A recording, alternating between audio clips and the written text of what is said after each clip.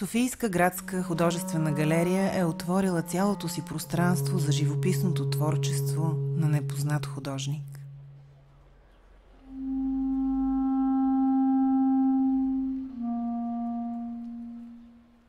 Иван Георгиев е оставил над 1000 картини наследство.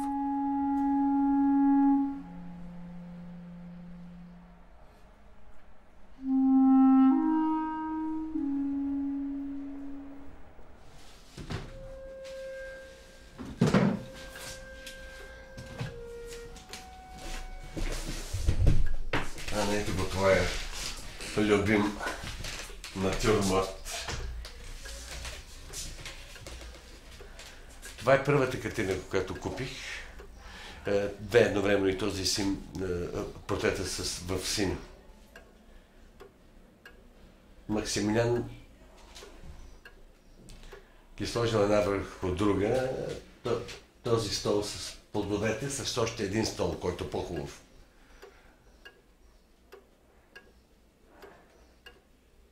И аз се върта там, влизам вече за 10-ти път в галерията и се чуда на възторга на Максим, нали. Какъв автор голям, гледам, но не виждам. Пак влизам, пак гледам този портрет тук, който за сега ще го покажа. Казах, какво па толкова сега? И влиза един французин с една преводачка красива и купи този натюрморт, който стои над този, пак същия стол. И се замисли и за този и аз веднага сложих точката. То всъщност така го купих. И същия ден успях да го видя Рембрандт. Точно в този ден бях пленен от Иван Георгиев Рембрандт.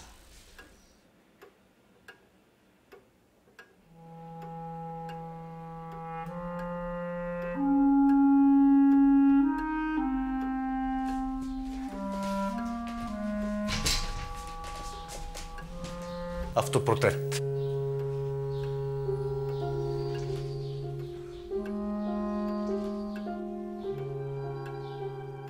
Той се чуди сам на света. Си мисли, трябва да мина през този свят.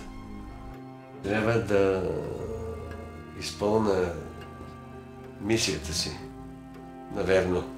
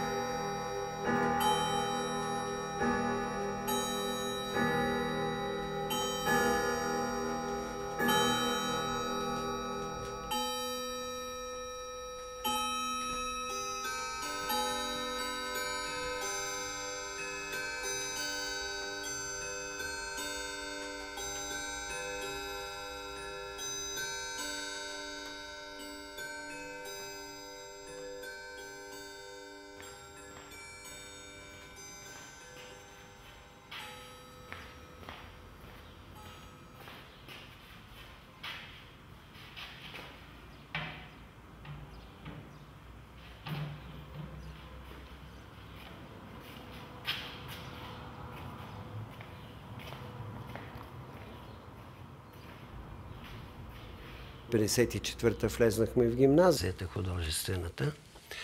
Тогава се влизаше много честно. Нямаше ограничение възрастово. Който искаше, влизаше. Това е най-важното ни време.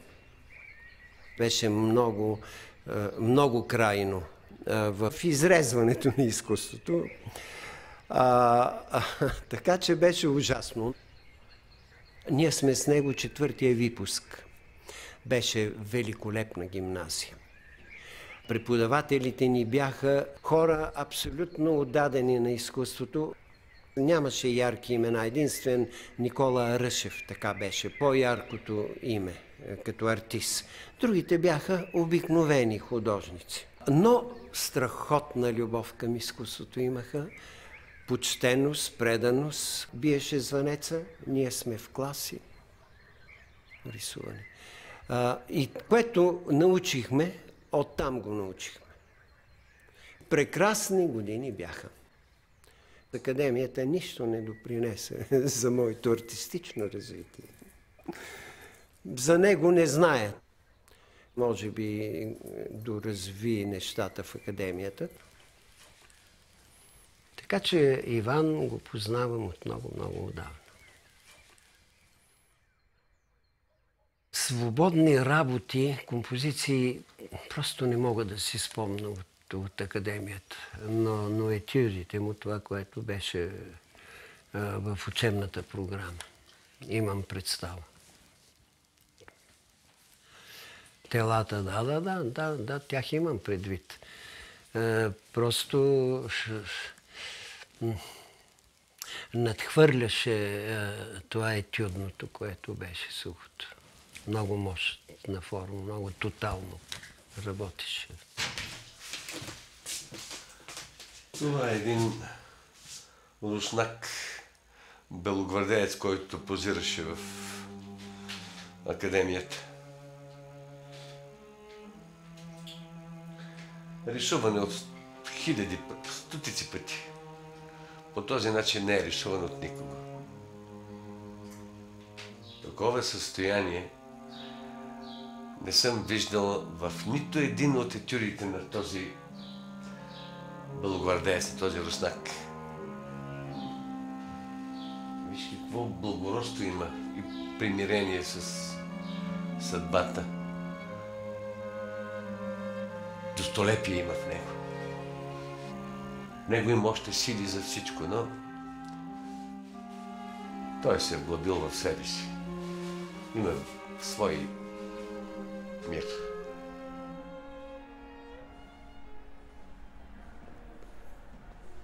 Мисля, че беше 2 години преди мене. Още не се познавам, когато видях неговите етюди в ателието. Те веднага впечатляваха.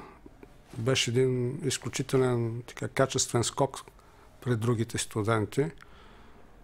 Имах чувство, че за първ път виждам такова напрежение на формата, такова реално пластично съдържание. Етюдите му пръщях усетивност, страхотно силно излъчване, енергийност. Не знам как биха ми повлияли сега, но тогава като така начинаваш студент, който все пак има отношение към тези неща, защото съм завършил художествената гимназия. Той за мен беше една абсолютно пряка провокация за интерпретация на формата, за пластичност, за насищане. Силен беше в нюанса.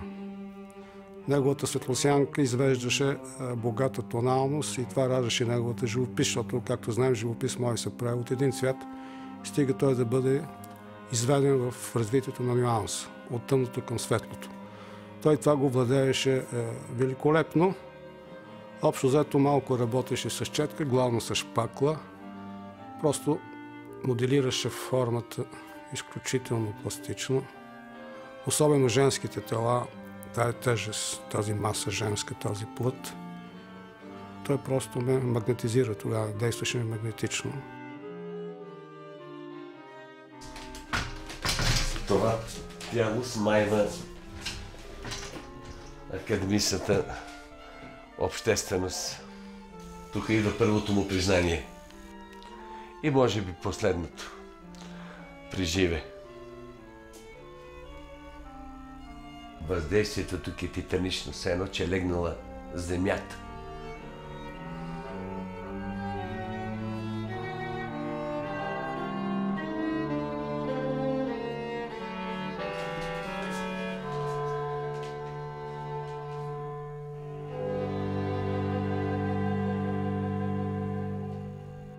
Имах чувството, че Всяко едно негово тяло тежи по 5 тона.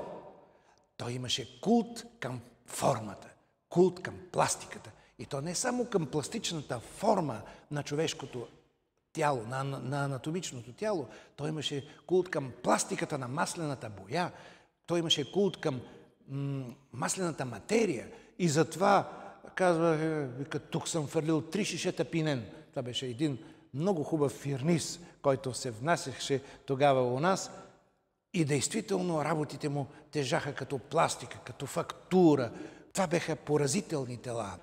Тези негови работи от последния курс, от 4-ти, 5-ти курс, бяха нещо изключително не само за академията, бих казал, че за българската живопис. Вдъхновени бехме.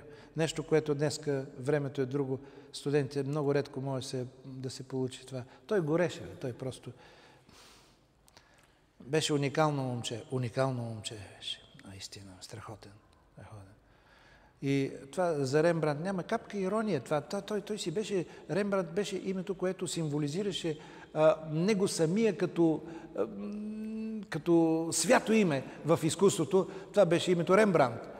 Той самия се отъждествяваше с поведението си и с това, което правеше в ателието, именно с това име, като морал и като постижения. Аз учех през 2 ателиета в западна посока при друг професор и в друга специалност. Аз съм завършил стенопис при професор Георги Богданов, а Иван Георгиев беше живописец при професор Панайот Панайотов и беше преди мене с няколко години напред. В това ателие той е стоял до късни вечери да работи, сутрин пръв, непрекъснато в работа. И когато дойде при мен и да се видиме, той вика, ела да ти покажа сега какво съм направил. Ела да ви сега. Имах чувство, че когато той е тук, той живееше на 100 оборота. Че пулса му тук е бил в някакви страшно ускорени скорости и степени. Това беше наистина един изключително вдъхновен човек, който живееше със своята работа, който се вълнуваше, който искаше да сподели, макар на 1, на 2, на хора, които той смята, че го разбират и че го харесват най-искрено. Той рисува голо тяло, а рисува душата на човек. Портретът е по-силен. Това не знаеш. Голо тяло ли е, портрет ли е. Забележи го още веднъж. И така са всичките. Само професорите не го разбирах, което се случва много често. Мисля, че така абсурдно един професор от ранга на Панайот Панайотов да обучава Иван Георгиев на живопис, защото са поставени работите на професора, художник на Георги Димитров, всички възможни облекла. Нали? И това, което правеше Иван, са несъпоставими.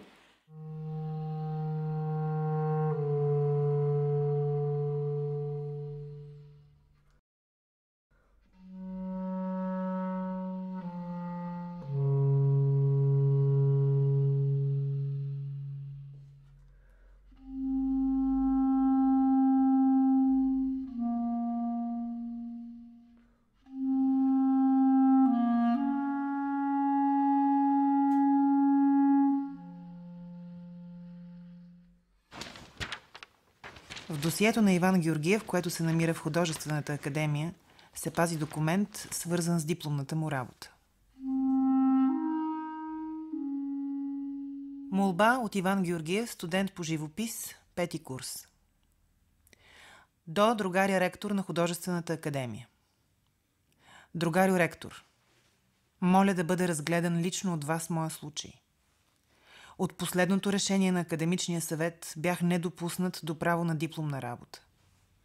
Смятам, че е проявена известна несправедливост към мен. От 1-ви курс до 4-ти съм имал по основните специалности рисуване и живопис отличен успех. На 8 декември 1965 г. получих наградата за най-хубав етюд по живопис. Винаги съм участвал във всички годишни изложби и накрая всичко беше пренебрегнато, и моите качества, и моите усилия. Само останаха моите недостатъци. Моля да ми бъде даден точен писмен отговор. 27 юни 1966 година. До другаря професор Панайотов за мнение. Моето мнение е, че може да остане на дипломна работа. Като преподавател аз го предложих, но факултетът не прие моето предложение. На страницата на книгата за раздаване на дипломи никой не се е подписал. Липсва и подписът на Иван Георгиев. Това е една история, която има чисто библейски характер. Тя подига въпроси, които са свързани с художника, творчеството, обществото, разбирането на художника, разбирането на творчеството. Той започна една линия, която продължава. Тя беше чисто негова линия. И при всякакви условия и обстоятелства спазваше тази линия. А това беше овладяна натура до невероятна степен. Аз си мисля, даже сега, че тези етюди би трябвало да седат в академията, за да могат студентите да се учат какво означава етюд, какво... Това е нещо повече от етюд. До този момент аз живея със спомена за Иван. Ние имахме много така тясен контакт, защото живяхме в един квартал, виждахме се почти всяка вечер. Той обикновено към 8 часа излизаше да се разхожда. И вика, мини да пиеме по едно кафе. И това кафе изкарвахме до 12 вечерта в разходка по улиците. Имаше си маршрут. От кино Петър Берон. Знам го, това маршрут и аз го. Тръгва към Витошка, от Витошка до Съдебната палата, от Съдебната палата надясно Раковски, до Курко, до Академията, до градинката на Кристал, приказки цяла вечер и се връщахме спокойно така и това беше всеки ден.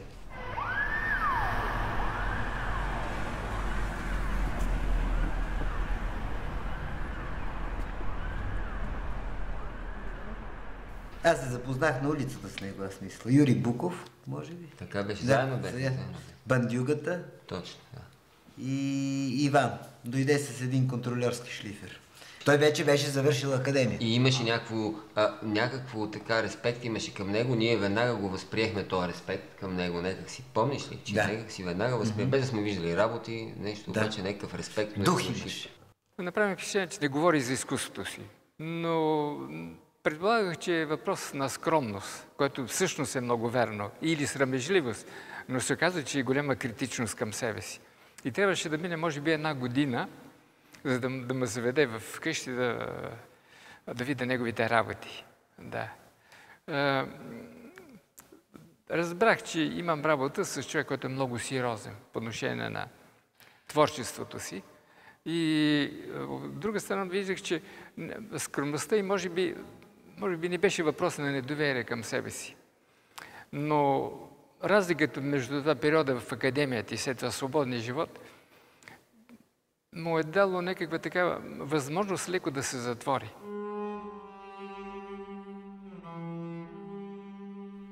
Беше абсолютен индивидуалист. Беше много критичен спрямо рисуващите хора и всичко това раждаше една особена дистанция. Не обичаше да говори за себе си, обичаше да говори много за изкуството, за хората около себе си, за картини.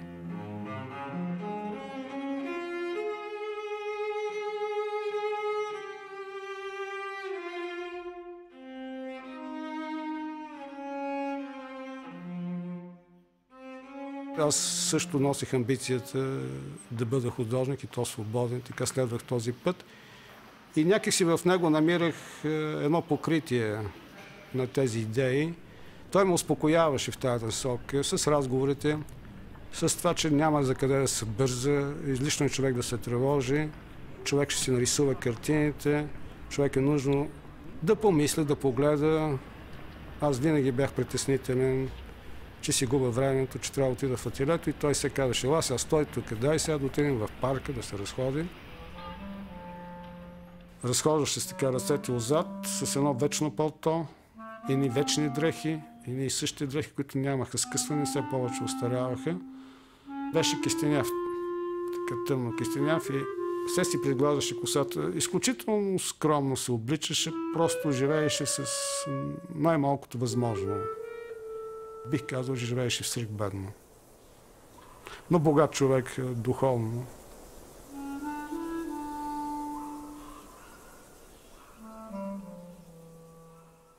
Ваню е на 5-то дете от семейството. Аз съм 7-то дете от всичките. Майка ми беше домакиня, а баща ми беше предприемач. 1948 година ни селиха в провинцията, в село Ковачевци, Самоковско. Цялото семейство. Аз бях на 6 години, а Ваню на 9 години.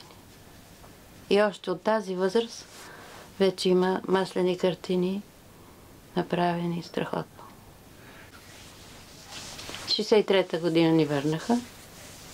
През това време ние учихме тук с адресна регистрация.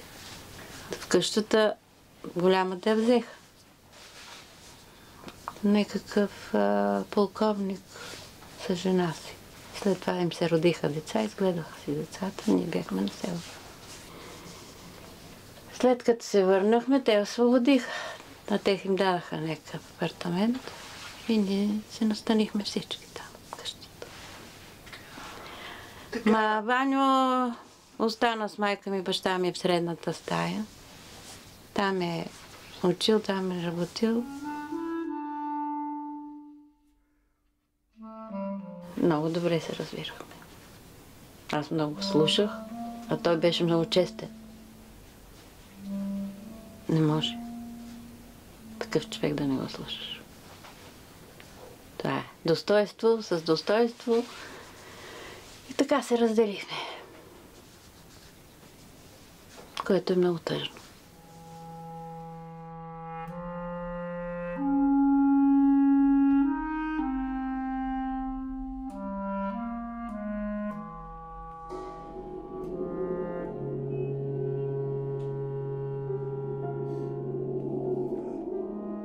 Две-три години живях с мисълта, че това едва ли не е наш съвременник, много младо момче.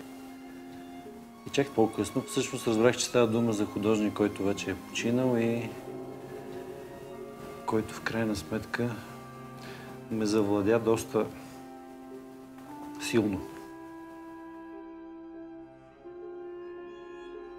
По-големият му брат Мишо,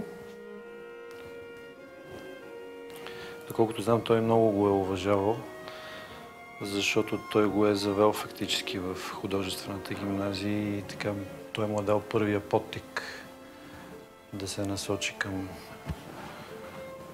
живописта.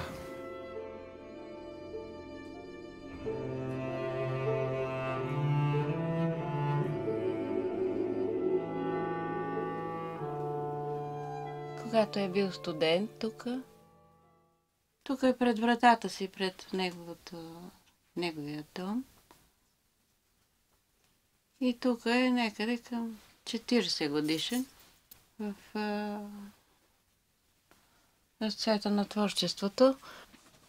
Колаж направен от него, от снимките, които аз имах в албум. И бях сложила, защото го едисвахме в раката и той се ядоса. И взе снимките и ги направи за нова време, само за да се запасат. Сега, това съм аз тук, това е баща ми, това е майка ми и Ваню в Ковачевци, Самоковско, там където бехме селени. Това съм аз на 17 години, това са ми тримата братя. Гошо, Мишо и Ваню.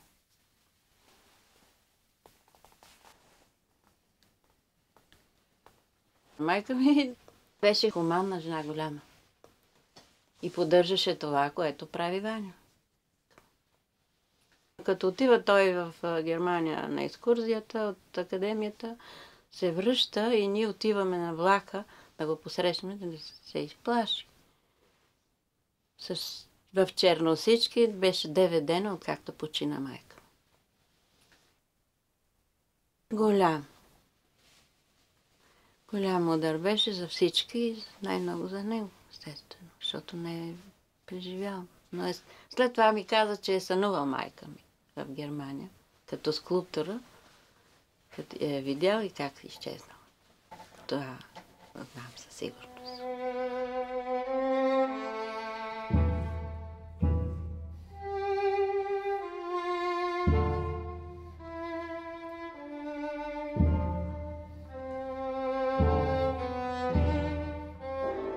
Доколкото така си спомням, даде още почти веднага след академията за една обща изложба. Работа. Не знае каква работа е била, една или две, не мога да ви кажа, но знае, че не му приеха. Не го приеха в тази обща изложба. Значи това да е било някъде 67-8 година, там някъде, не мога да кажа категорично. В столицата бе открита общата художествена изложба, посветена на 90-годишнината от Априлското въстание и 9-тия конгрес на партията. Протокол номер 12. Партийно събрание на 9 декември 1966 година. Докладва доцент Секул Крумов пред партийното бюро на Съюза на българските художници.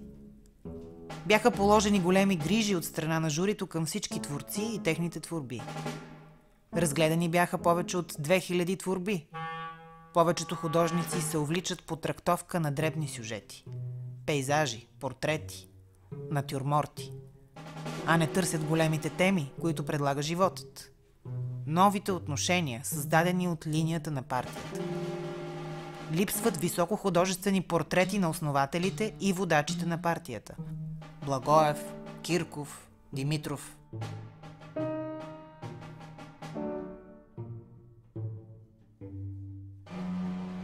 Журиране на творбите, представени за обща художествена изложба 1966 година.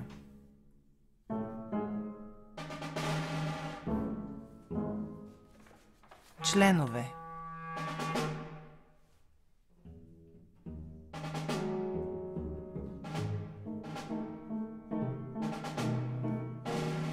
Иван Христов Георгиев представя 3 работи. Голо тяло, портрет, портрет. Председателят Дечко Узунов.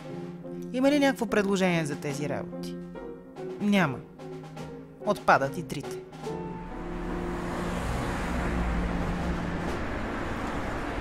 И тогава Иван Георгиев Рембранда отправя най-тежкото и парадоксално заклинание към самия себе си, което един творец може да направи. До края на дните си никога да не участва в изложби и да не излага свои картини.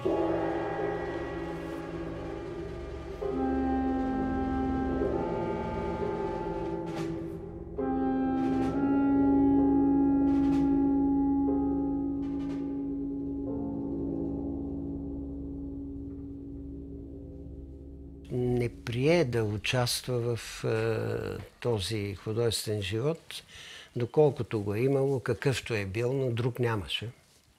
Не му се виждаше и края. И прие съвсем така маргинална позиция, но за едни маргиналността е отскок, е начин да постигне себе си. За други е унищожително нещо, защото лишен от всякакви възможности, от средства, от признание да удържиш и да работиш, което той го направи. Ясно си даваше сметка за това какво може, какво му предстои да направи. И имаше едно изключително високо самочувствие за собствената си. Но нито го показваше, нито пък се интересуваше от всички онези неща, които правят един художник, съдружник в Съюза или пък съдружник на някакъв кръг. Аз не мога да си представя Иван в компанията на 10-15 души, които да гласуват нещо или да разговарят по много значителни обществени, професионални дори теми. Тази вътрешна убеденост беше съвършено характерна. Случайно той ги наричаше врабчета, мишлет.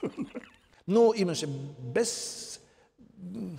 безгрешна преценка за това, което става в изкуството актуалното, това, което става в Съюза, на Шипка 6 и така нататък. Той имаше своя преценка много точна. И си подбираше приятелите по своите си критерии.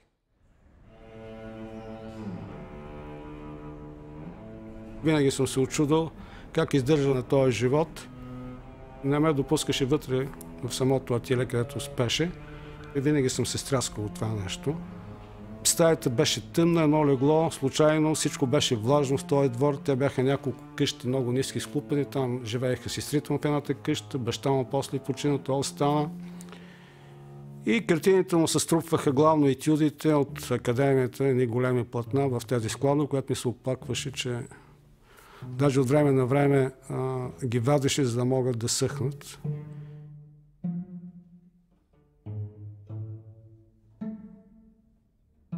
Картините ги съхраняваше в една голяма барака, която имахме и в стаята си, където работиш. Не сме ги броили, но и бараката е достатъчно голяма, към 5 метра. На 2,5. Беше пълно. Разделихме си като нормални хора и въпросът приключи. И кой каквото желая това да прави. Няма нито да се биеме, нито да се караме. Ние не сме разбойници. Нали така? Тук ме е рисувал, когато беше на 15 години, аз бях на 12. Това ми е много голям спомен. То не принадлежи изобщо на продажба, защото това са си емоционални стойности и не можем да се разделим с тях.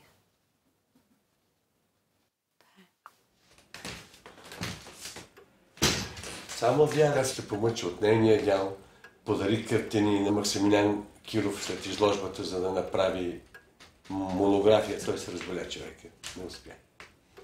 Тато и галерията се продаде, купиха я. Картините, които бяха оставени за монография, те ги описаха и ги сметнаха за свои. И ги продадаха. Аз купих една част от тях.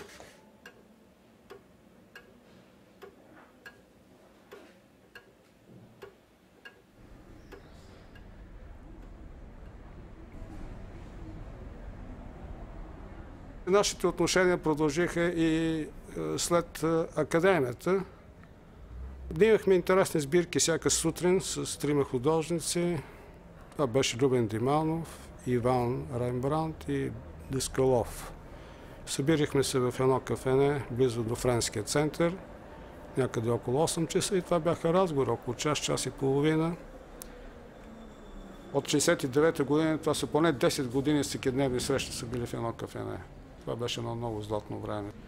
Може да са били само за една секунда, може да е било само едно чисто съзерцателно отпускане и доверие един към друг, или сладостта на кафето да ни опивало, или един незначителен разговор, или оплакване от ежедневието, или всякой със съмнението си. Така че те са били една интимност на доверие. Разговорът не е бил задължителен, но той винаги е съществувал. Те винаги се въртяха върху анализите на съвременните художници, на класиците на съвременното изкуство, върху нашето изкуство. Винаги го провокираха. Хайде бе, Иване, покажи си работите, дай да одим в ателието. Той винаги си една хитра усмивка се усмихваше и така пускаше кепенците и се затваряше. И даже тези, които допускаше, пак не бяха допуснати. Така имаше една граница, и то главно граница в неговия интимен мир. Аз лично тогава се раждах. Градях своя характер, бях най-младия, владях своята определеност като път. Те често идваха и в моето ателие, гледаха какво работя. И това беше. Това са така естествени неща върху нашата младост. Но след академията, мисля, че почти нищо не познавам. Той не обичаше да показва. И особено като той реши да се разделиме, въобще приключих с Но и аз тръгнах много буквално по свой път, в своето осамотение. Диманов замина за Париж, с Даскалов продължихме да се виждаме. И така е живота, носи своя така... Не винаги е пролет, дойде една, да го кажа, по-мъдра есен на самостоятелен живот. Иван го засичих като сенка по улиците. Имах чувство, че много ходи, не рисува, той е рисувал.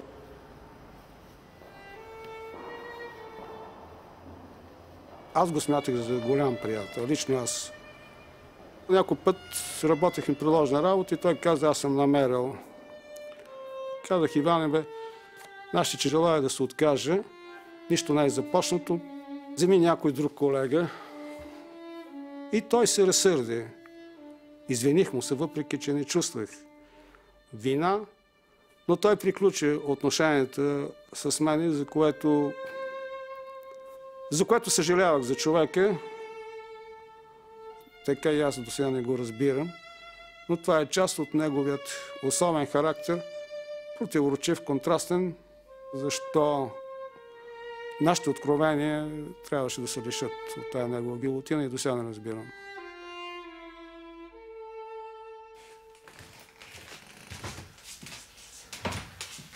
Един автопортрет решен с замах като сбрадва. Нещятка, като изсечен от гранита. Има една дантелена духовност. Вътрешна. Усеща ли се? Ето това е Иван Георгиев.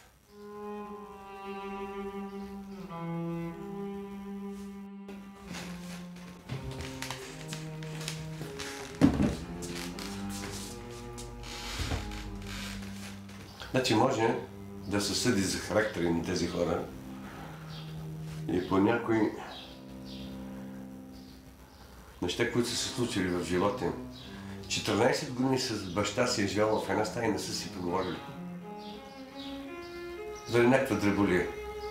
Те хора с характер.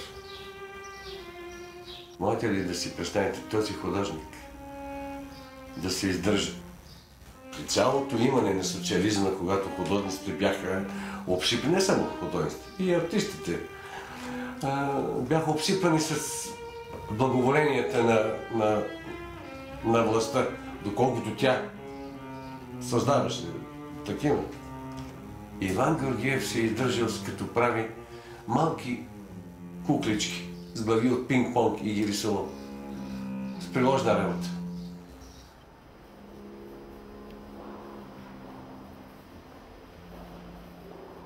Държавата даваше пари по много направления на художниците. Значи едното направление даваше контрактации на живописа, това, което той не искаше и се страхуваше и не искаше да го направи. Защото като даде контрактация, трябва да изпълни изисквания, условия, тематика. Той не обичаше компромисите.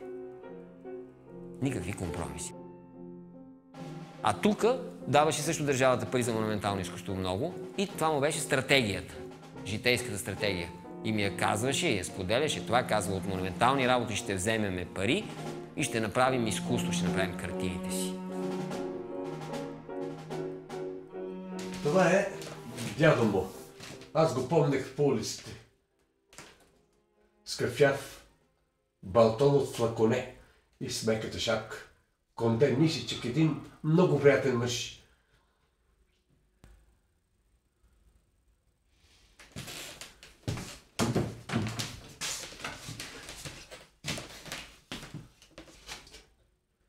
Къщата му много често я рисувал. Даже той я одушевявал, дал и душа, която плаче или се смее, раздута от вътрешни чувства, които не са липсвали там в онази атмосфера. За него било изключително тягостно, може би. Той се отопляваше с едно котлонче. И един лъч имаше, мисля. От време на време си го поправяше, пускаше си го, малко въздуха да му се смени и ляга да спи. Много не седеше на такива работи. Да? Или когато рисува, пусне малко. Това е, когато е студен. Много скромен. Изключително скромен. Ако нещо изискваше от некого, това е от себе си, а не от друг. От себе си. Даже и дупка тук има. Тук е залепено, обаче запазено. Доста голяма степен е запазено. Много повече повредени стенописи има. От 1984 година до сега 2009. Много време. Сме го правили с Рембрандт. Дълго време го правихме. Сутрин идваме, закуска, почваме, правиме, рисуваме, боите бъркаме. Готови, имаше някой от тях. Ето там са ни подписите горе. Първият стенопис го направихме с Любен Диманов. Аз бях студент, Иван Рембрандт. Майка ми имаше сериозни позиции, обществени, и на базата на тях успя да вземе една много сериозна поръчка. Българо-съветската дружба, значи за да се вземе тази поръчка не беше лесно. Ето тук е бил разположен, нали, тази многофигурна композиция, с много фигури, от която вече няма и следа. Обектът беше голям и сериозен, с голямо финансиране. Лично заместник председател на комитета подписа възлагателното писмо, в което беше титуляр Любен Диманов.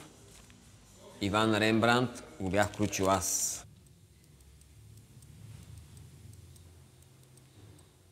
Каня го него, не други колеги, даже някои други колеги можеше да поканя, можеше да имам повече облаги от това, че ще поканя някой друг. Защото бях в магията от въздействието му. Аз го уважавах много и изобщо го имах за нещо много голямо. За нещо, което уникално. Още тогава го знаех, че това е уникален случай. А това му е възможността да вземе пари. Защото от живопис не взе една стотинка, не е вземал. И не искаше. При много скромния начин на живот, изтегнат и дисциплиниран, това му стигаше за 2 години, примерно, и 3. От първия стенопис той години да изкара така, в независимост. А тук, понеже ни задържаха една сума накрая, и той казва, ей, тук този кмета, последна някаква сума ни задържаха по някаква причина, и казва, ето, не си купих балтон, вика, тук можеше да си купя друг балтон, но не, и продължи със същия балтон. Този балтон е бил 20 години, примерно, следващите 10 години продължи същия балтон, примерно.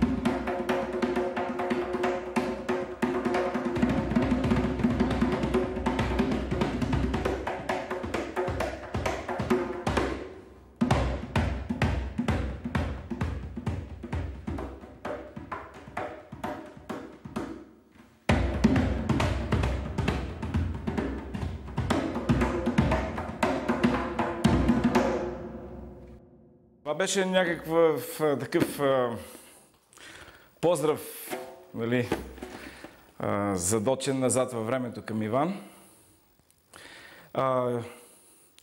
Той, когато изчезна, ние усетихме какъв човек е бил и какъв художник.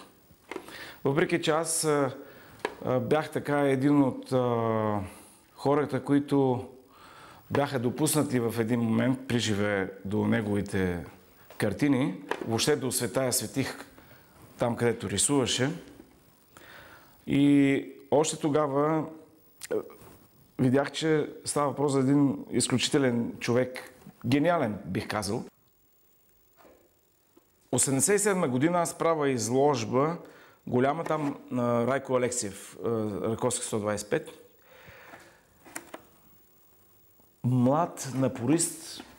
темпераментен, луд, въобще съм се развихлил страшно. И си спомням, общо взето се хареса изложбата. Всички оцениха, че има хляб в този художник, има някаква надежда нещо да стане накрая, така или иначе. Единственият, който не ме поздрави за тази изложба, гледая много често, беше Иван. Дума не каза за тази изложба. Което мене... Аз пък от някаква такава криво разбрана горделивост, вместо да го питам да ми каже нещо, аз нека си се засегнах. Такова викам сега, той пък бати какво, защото дори не ми каза честито за изложбата, но никога не го питах и той не ми каза. И после обаче, когато съм останал насаме за себе си, аз съм много критичен към това, което правя, и като рисувам, и като свира на барабани. И просто аз усетих, че той бил супер прав с това, че не ме е потупал по рамото, защото просто наистина не е имало смисъл. Не мога да кажа, че глупости съм рисувал, но не са били някакво, дори мъничко авторско присъствие някакво. Разбираш, нека да кажеш своето изречение. Това е един пейзаж, който...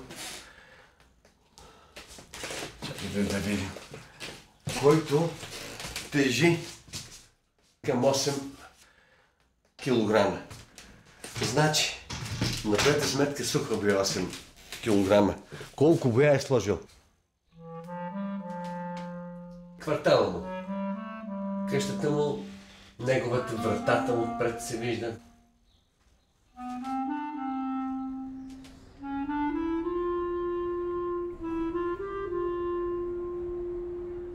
Спомням си един такъв случай, кани двама-трима негови приятели на пейзаж, на пленер, как да се казва. И след като отиват екипирани за някакво предстоящо пътуване дълго, той ги завежда в двора. В този двор имаше дървета, имаше една малка рекичка, имаше, казва, ето, тук ще направим пейзаж. Тоест той повтаря това, което така казвам много години преди това. Аз от моя прозорец мога да направя всички пейзажи на света.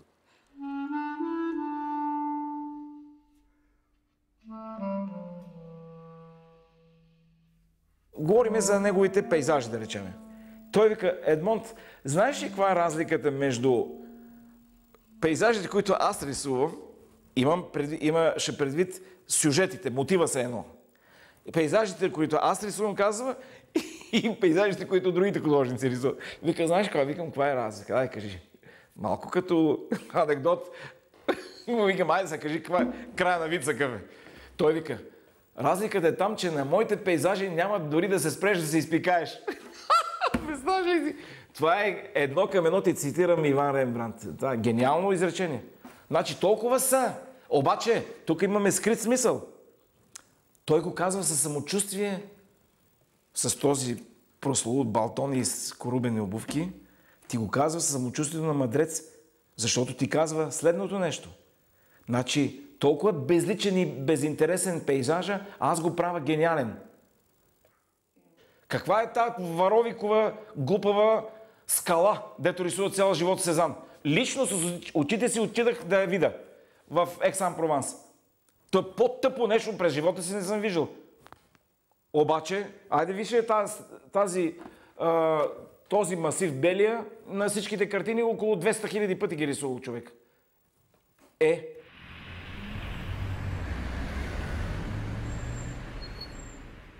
В библиотеката на Съюза имаше прекрасни книги. Невероятни, невиждани и много високо качество. И с богат подбор. За различни стилове, за различни периоди, епохи, за модерно изкуство. И ние така ходихме непрекъснато там. Имаше една дълга маса, седяхме с Иван, с Едо, говорихме за процеса, за времето, за периода, за стила. Фактически това бяха най-хубавите моменти. и най-вдъхновяващи. След това, след 2 часа тичахме да отиваме да рисуваме. Това е тук от библиотеката, преписвано и фотокопирано. Това е специално теория за точката и линията на Кандински, част 1. За композицията, за баланса, за форма и за пространство. По това време нямаше никъде една книга, на която можеше да видиш за какво става въпрос. Зад една картина или преди една картина или по време на една картина, какво трябва да направиш. И така постепенно се започна и си създадохме наши албуми, за да си имаме наша библиотека. Кико, аз, Иван. Сядаме и се почва така, тук, това. И се говори и се анализират нещата. Какъв хитрец бил Пикасо, как се правил на луд, обаче какъв тарикат е, еди какво си и така нататък. Или тези композиции. И сега седим и тримата и го виждаме това, как на косата, контура на някаква си там на Дора Мар или на която и да е рисувал, просто той като рисува така, просто линията идва тука. И ти се чуеш, така се едно случайно. Няма такива неща. Няма случайности. Това всичко е така, емоционално изпълнението на догматичната идея. Догматичната в добрия обаче смисъл. Значи има строги правила в модерното изкуство, които трябва да се понесат по един артистичен и по един много свободен и емоционален начин. Това е цялата идея. Ето, за тези неща сме говорили с Иван Рембрандт.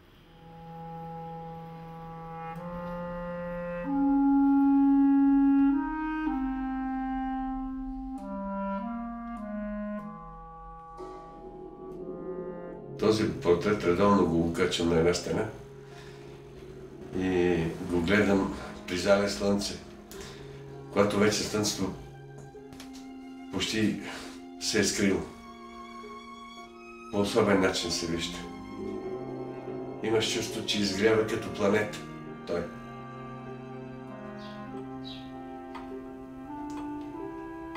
Да, аз зато и го гледам след залеза.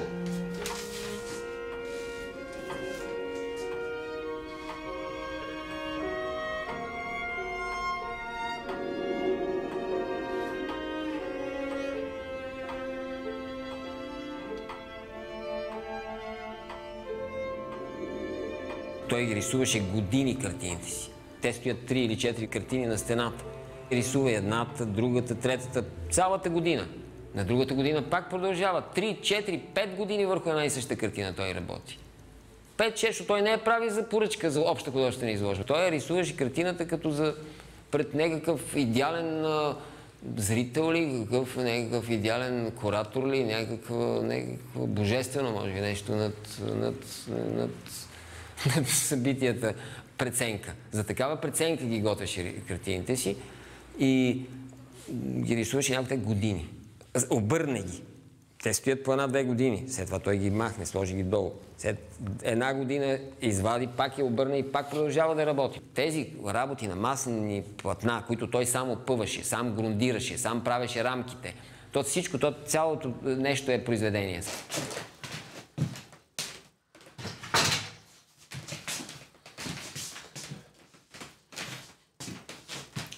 Това като че ли излезло от древният Египет.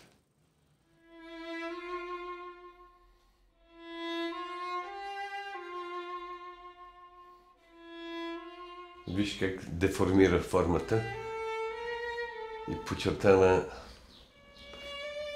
душевният финес.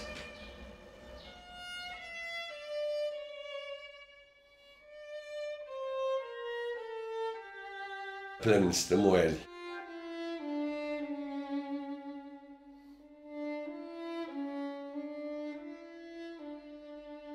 Неговите прекрасни девойки.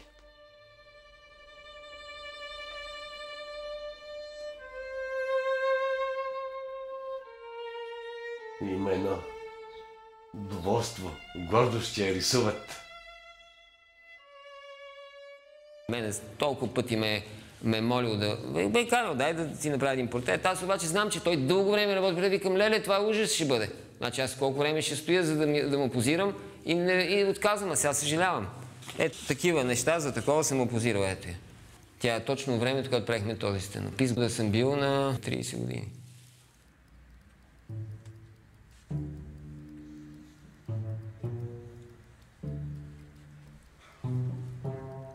Това са големи майстори.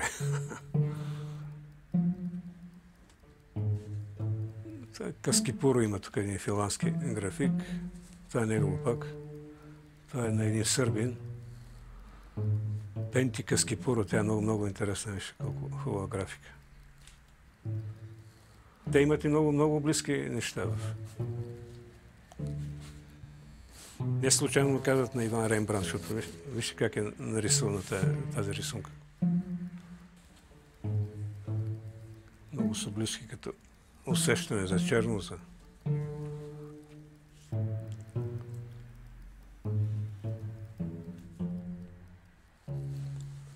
Това беше преди доста години в едно кафене, мисля, че беше на Раковска, имаше една сладкарница. Там минаваха старци, там разни студенти, такива ученици и си правеше рисунки. Носеше си един, не скицник, просто от тетрадка от нещо, така, хартийки и си рисуваше с химикал. Така. Аз много я харесах и това ми я подари направо. Само това имам от него.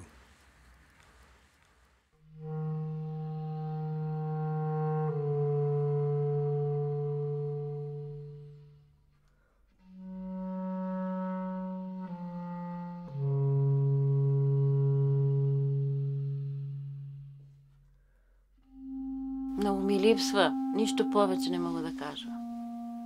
Много ми липсва.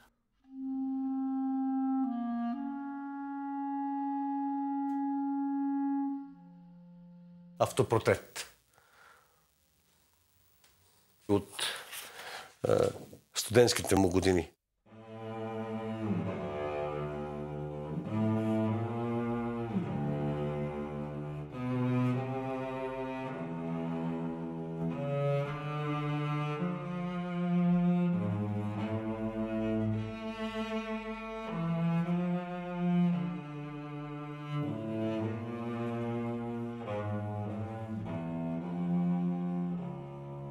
Той беше абсолютно оставен на себе си и така всичко това винаги раждаше едно напрежение в него. Неговата свобода и неговият начин на съществуване. И това носеше неговите ограничения изключително.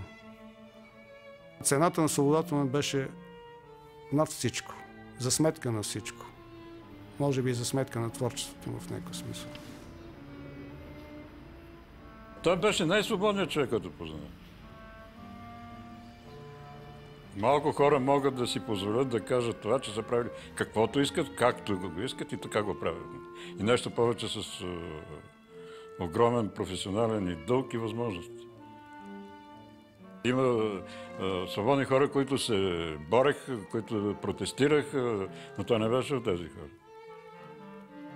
Той беше дълбоко убеден, че безсмислено е да се протестира, след като той носи онова важно, съществено и високо художествено нещо, което е в него. Казва, ние се биеме на полето на духа. Бойното поле на духа е страшно. Там стават по-големи жертви, отколкото на най-големите бойни полета. И постоянно, нали, с лека ирония или с нещо чувство за хумор, нали, казва, влизаме в битката, водиме тази битка, не се предаваме, много е тежко, но няма как, съдба. Имаше чувство за хумор. Не е така трагичен, чувство на жертва никога не е имало, нито но чувство за мисия имаше. По-скоро имаше чувство за мисия. Мисия да носи кръста си на художник. Това е.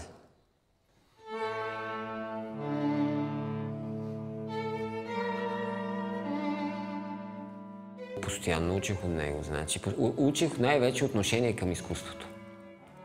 Към ценности. Обръщаше изключително голямо внимание на отношенията с човека. Много даже бих казал безкомпромисно. Значи, ако нещо го излъжеш, край. Много точен трябва да бъдеш с него.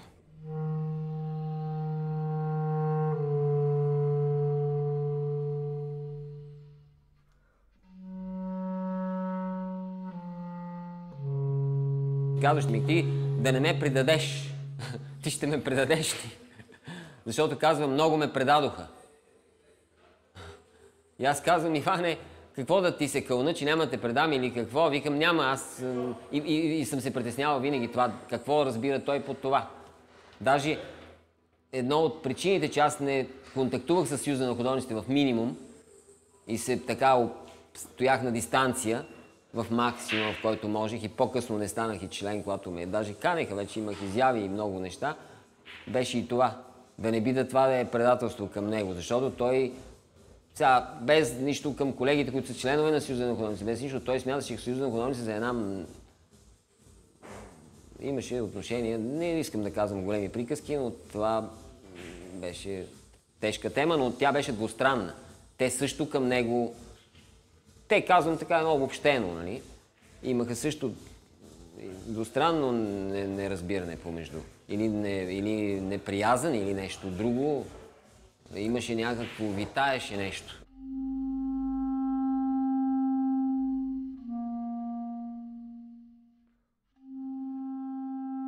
Смяташе, че има някакви висши норми, естетични и висши норми морални. Неписани, но съществуващи, както моралният закон на Кант. Това му беше верието на него, че моралният закон е също толкова валиден, колкото физическите закони. Естетическите закони също са толкова валидни, колкото физическите. Той смяташе, че изкуството, морала и естетиката са неделими.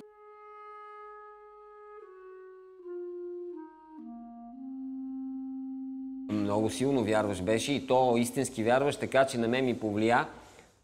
Аз не бях вярващ преди това, защото в такова семейство, което не е толкова актуално било това. Но в последствие, в дълги разговори с години наред на морални теми, не толкова религиозни, философско-морални, етични и така нататък, много промени, целият ми живот промени просто.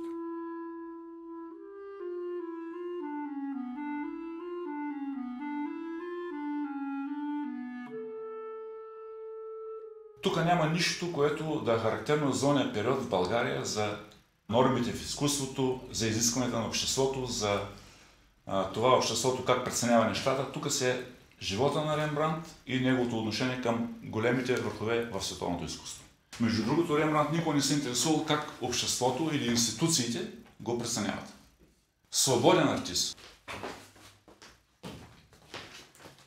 И това е някакво негово възприемане на живота, тази геометрична фигура и тази перспектива да мислиш, че за това съществува нещо и какво е това нещо. Това си е един свят, в който Рембрандт е стоял затворен.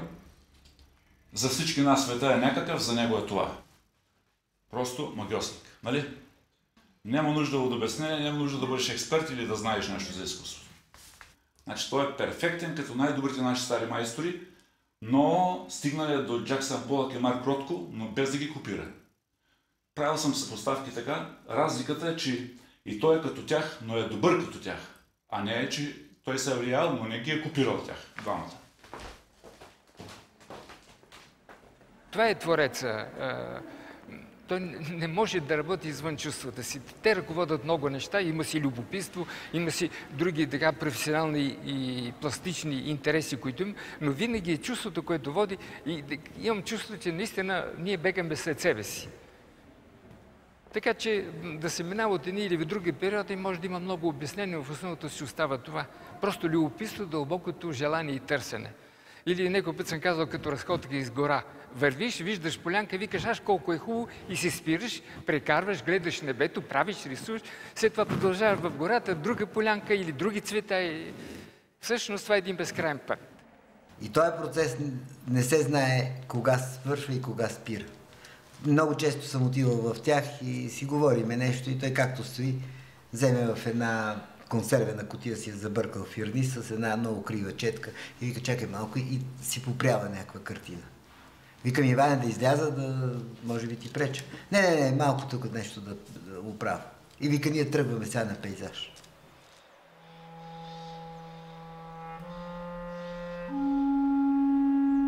Главно ходихме в Южния парк и беше много красиво. Така места, които са обикновени, но в същото време много особени като атмосфера. И първото нещо беше да си поговорим. И той най-много говореше за истината в изкуството, или за истината в картината, или за истината в живота, или кое е истината. И те викат, те другите нищо не разбират, викат, те само като връбчета подскачат. Това му беше.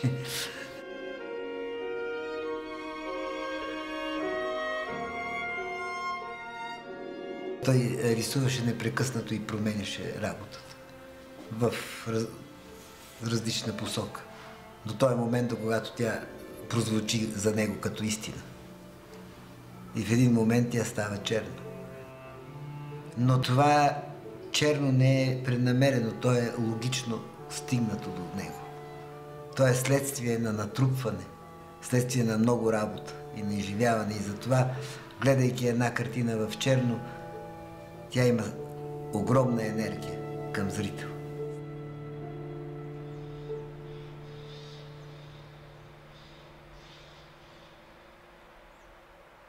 Един ден отиваме на пейзаж в Южния парк и аз съм взел така едно амбициозно голямо платно.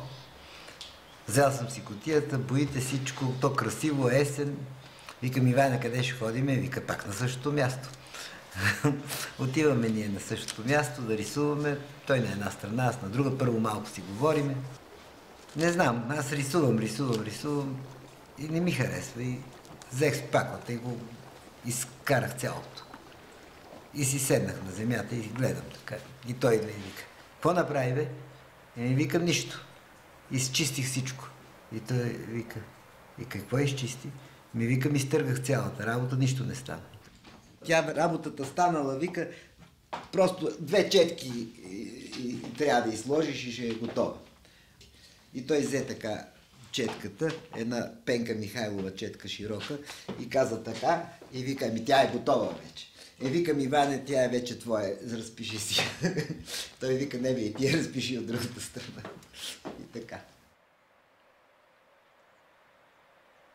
Ние все пак сме по-младо поколение от него. Аз специално не чувствах някаква граница. Като приятели, много близки, и ако имаш нужда от съвет или нещо искаш да попиташ за работата, 2 думи и отговорът ти е даден. И ти се чувстваш спокоен и уверен. Между другото, тогава никой ние не знаехме, че все едно един вид ние сме около Иван. Нали? Сега ми звучи малко странно. Обаче, което беше интересното, че и така любопитна подробност, че значи, той знаеше ние какво правим, но ние не знаехме той какво прави.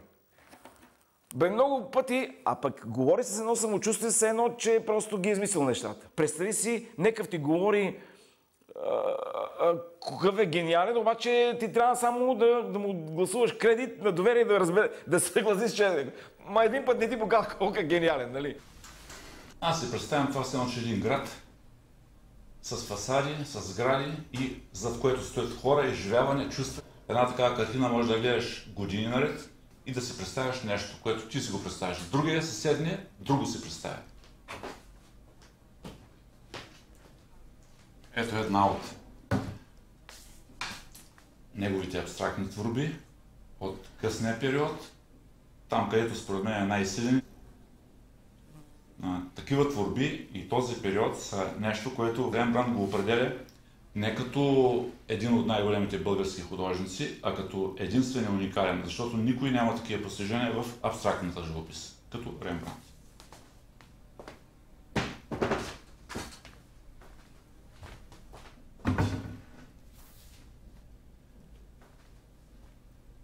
Изобщо този тип картини на Рембрандт мисля, че са това, към което той цял живот се е стремил, подготвял се, минавал през другите фази и това го прави толкова голям художник. Това беше деня в откриването на прословутата изложба на Ренато Гутузо, мисля, че втората поред, на Шипка 6. На 1 или 2 етажа самия Ренато Гутузо беше тук.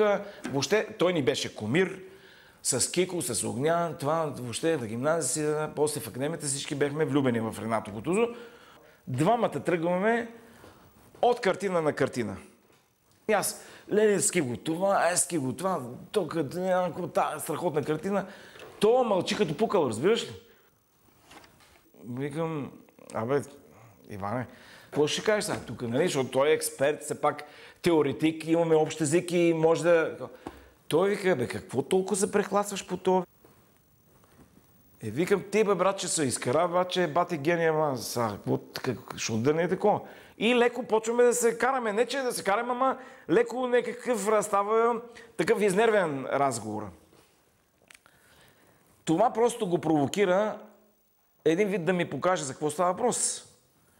И вика, добре, един вид се едно реших. Сега от тук вика, свършваме да гледаме, вика, изложбата и ще отидем вкъщи и вика, ти покажа аз какво правя. Викам, аре, най-после, викам, и мен ме отгря това, викам. Оттам аз имах една жигула, слизаме и беше вечерта, и беше тъмно. Слизаме, аз въобще дори не знам къде живее. И той, дай ляво, дай дясно, тук е това. Так, отиваме квартал Иван Вазов, въпросната уличка. И в някакъв пълен мрак спираме, гледам тук като някаква нелегална квартира. И викам, Иване, ти тук ли живееш? Да, вика, тук живея. И влизаме вътре в двора, аз въобще не виждам къде върва. Пълен, тъмница страшна. Някаква барака, кочина, мамо, някаква къща, страшно нещо. И влизаме, нищо не свети просто. Той си знае, обаче по едно време штракна някакъв. Влезахме в една такава пътека, тук в двора, и тук в една врата вдясно. Влезахме в някаква супер бедняшка къща, като коптор нещо, трагедия. И още с влизането обаче, аз попаднах в някакво място странно, което просто се изумих от това, което видях по стените. Също първото нещо, което ми направи впечатление, значи една така като правоъгълна стая, дълга, и с една черта тебешир тук така по средата. И там едно легло. Викам, Иване, какво е това тебешир? Що има тук? Вика, тук сме си разделили, вика, с баща ми, вика, всеки няма право да встъпва в половинката на другия. Твоята, викам, къде? Ето, вика, тук, където рисувам, вика. Викам, те чисто луди са тук явно, ама всичко ми е странно, разбираш ли? И като този човек почва да вади картина след картина, просто аз се втрещявам. Никой няма да забравя тази вечер. Получих такива шамари наистина тогава, емоционален шок и въобще откачих. Не можех да повярвам и беше много натоварващо, защото все едно виждаш шедьовър след шедьовър. И ти тък му все едно малко как се давиш, нали? Има една животоспасяваща глътка, обаче той не ти я дава. Ти тък му да глътнеш въздух от някакъв портрет. Въобще бех шокиран по много параграфи. Значи, има едно инертно мислене много често при художниците. По-малкото по-лесно се прави, по-голямото по-трудно. Или за да е по-внушително, трябва да е по-голямо. Това са някакви право професионални глупости, нали? Точно там видях опровергаването на тези розови в кавички, такива някакви препоръки и правила. Значи видях такива монументални работи на 10 на 15 см. Откачих. Или супер компактно звучащи огромни работи. Нали? Точно това е фактически, което тогава вече формата губи това. Както това е при великите творци. Примерно, като отвориш една репродукция на Пикасо или на Шагал и ти закрият описанието на това, ти не можеш да разбереш сега, предполагаш, това викаш, това е огромно. Гледаш 8 на 15 см. А ти го имаш чувство, че е стенопис. Значи, рамката е ограничение, обаче величието на духа и таланта и на гения те прави супер свободен в малкото. Все едно си най-свободният в килията си в затвора, все едно, разбираш ли? Това е трика. Ти въобще там си номер едно. Ама ти си затворен за другите. Дреме ти. И куп други шокиращи стресове, които получих в въпросната вечер. Тя беше една единствена за мене.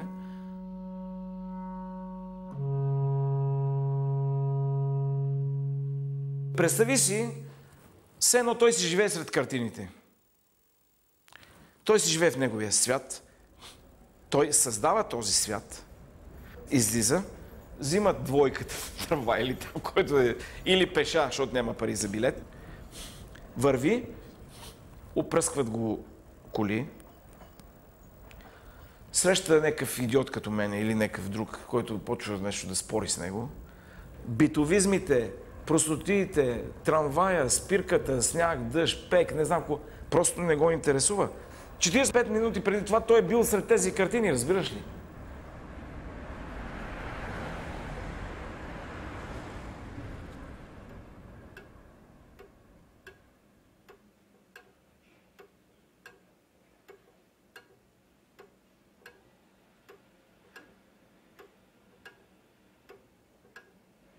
Трябва да се знае, че каквото казвам е мое мнение.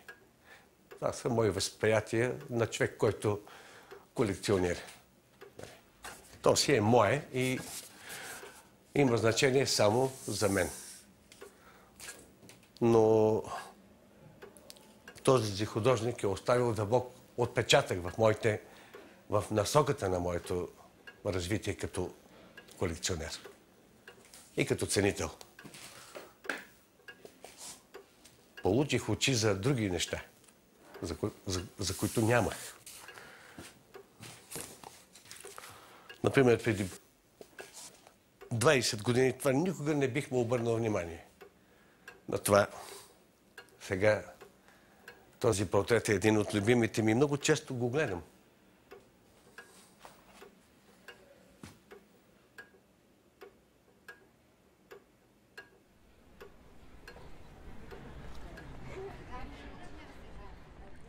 Независимо, че вече не си говорихме, бях свикнал да го виждам по Витоша.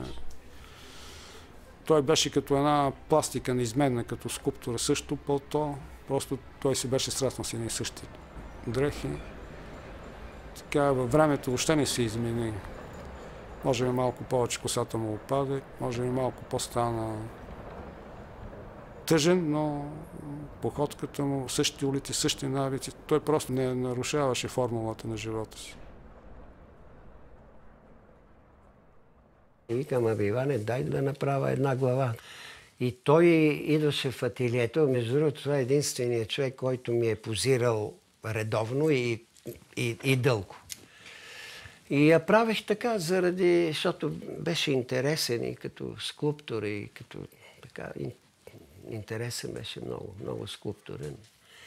И така, една глава. След това, разбира се, не ми харесва, не ме задоволява, па и него не го задоволяваше, макар че беше деликатен. Викам, Иване, ще направим още една. Вика, добре. Вика, ще правим докато стане за Лувъра. Викам, Иване, ти може да си за там, ама аз не съм, знам го. Ще караме колко може. Един път, два пъти, три пъти опитах. Направих втори вариант и направих още една трети. И бяхме приказвали и за четвърти. Така можех да си правя, ама съвсем нито за изложба, нито за някъде. И беше интересно обсъждането ни. Някак си да се отиде след натурата, както в неговите портрети. Аз ми беше ясно на къде, но аз не можех.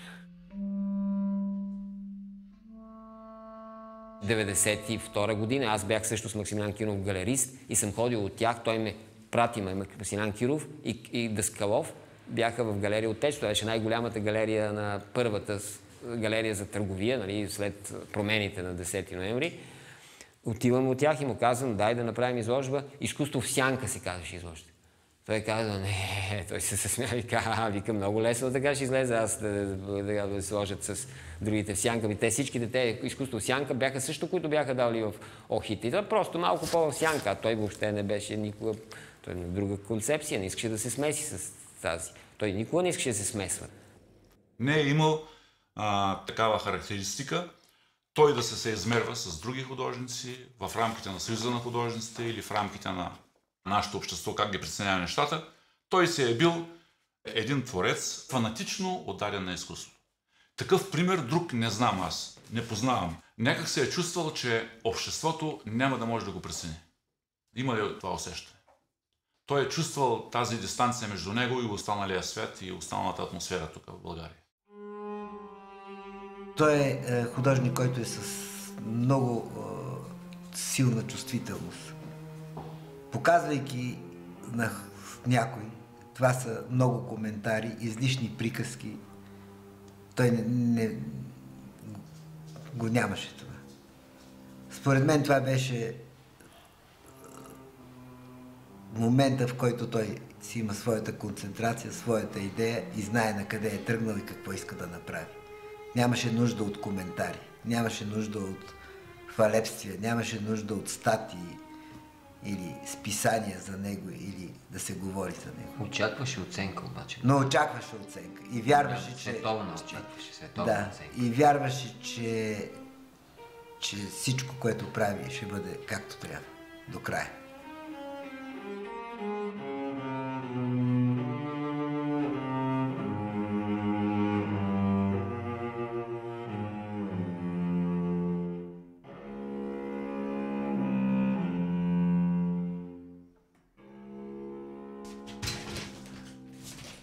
Чичо и Еремия.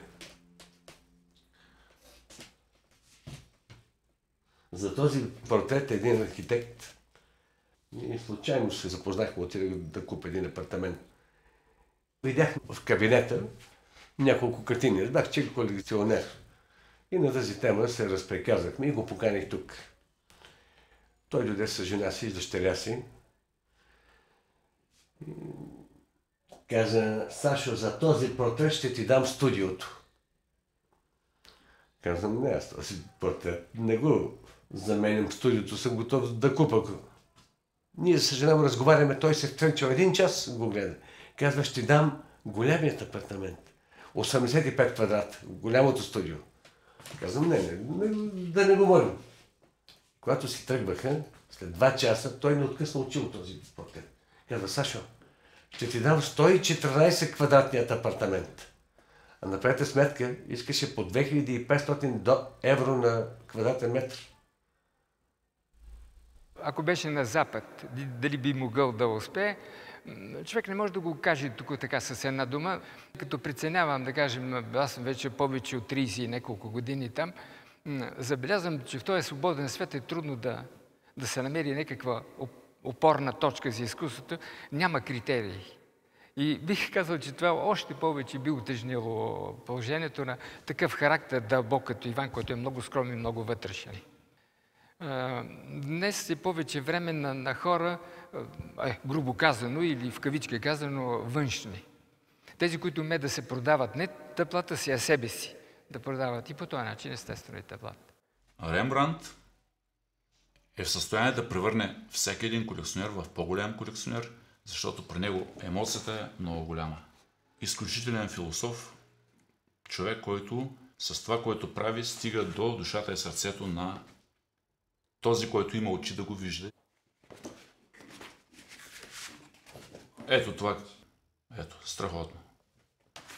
Тия така по-скромни неща и по-малки показват, че Иван Георгиев Рембрандт няма аналог в нашето изкуство. Един от най-големите ерудити у нас, професор Димитър Аврамов, който дълбоко уважава и който направи понятно модерното изкуство в България, написа великолепни книги по много въпроси. Той самия не разбираше Иван. Даже имаше някакъв кавгар, по простата причина, че нещо се скарали моментно, кавгар, някакво нещо такова, до последния момент. Даже когато почина Иван, и аз му се обадих на Димитър Иван и казах: да, Иван, кой би каза? Той дето се усмихваш глуповато. И аз тогава си изрепчих и казах: дай Боже, толкова много хора, колкото се може повече хора да се усмихват по този начин.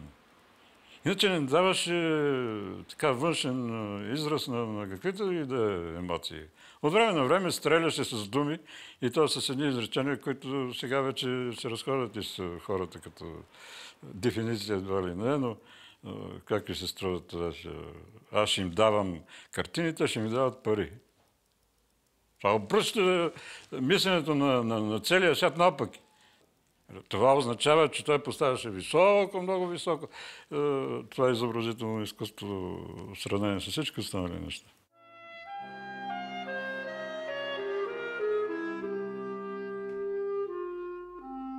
Един романтичен, бих казал, модернист, който го извежда на нивото на световната модернистична класика в това чисто време на артисти, защото това вече го няма. Хора жертвени, религиозни в своята същност на пластична образност, абсолютно отдадени, защото за тях беше изкуството едно предмостие към един друг свят. И така вярвахме всички, един език към отвъдното, към паралелни духовни светове. Той е част от този елит, бих казал, които ние познаваме в ранната модерна епоха на Парижката школа. Той е едно своеобразно олицетворение. И това време, което ние наричаме тоталитарно, роди такива творци. Защото никой не може да те ограничи да бъдеш свободен и да раждаш.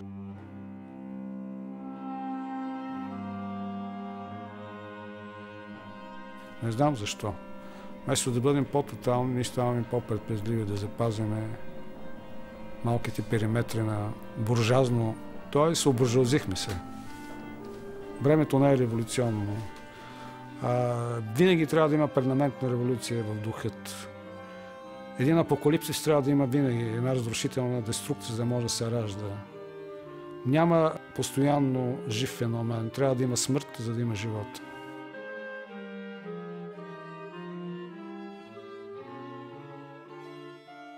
Плачещата жена я направи преди смъртта. Един месец, може би, преди смъртта, може и по-малко. И ми я подари. И каза, така ще плачеш.